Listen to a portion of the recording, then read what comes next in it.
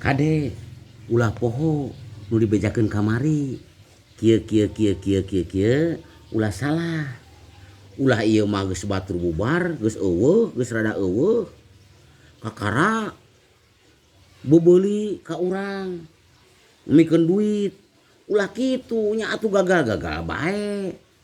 sing pinter di mana-mana batur keur loba keur ngariung keur mulai keur masih kene can balanya loba tadi dinya urang Rip tah Kang Sarip tah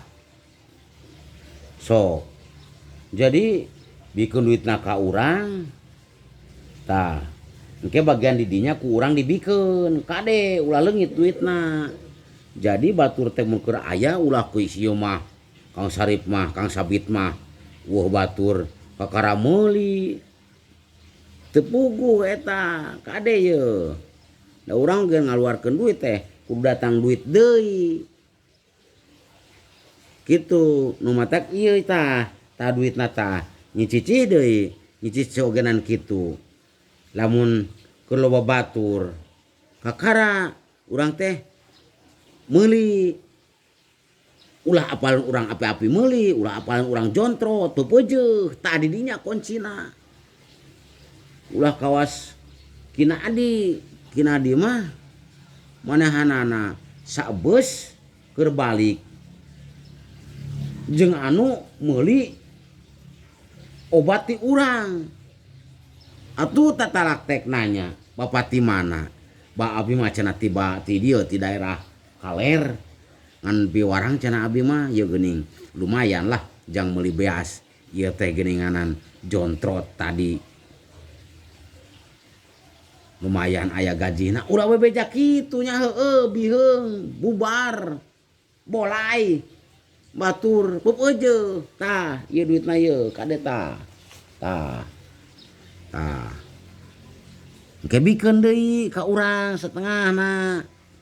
ieu bikeun deui ka urang setengahna ieu beukeun deui ka urang setengahna ieu beukeun tah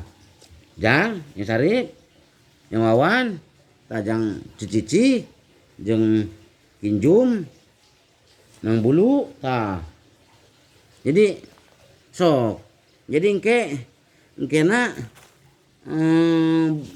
taun ka ajaeun lamun dina keur beuli urang kudu keur aya batu da urang mah jontrot lamun teu kitu mah kumaha atuh kade ye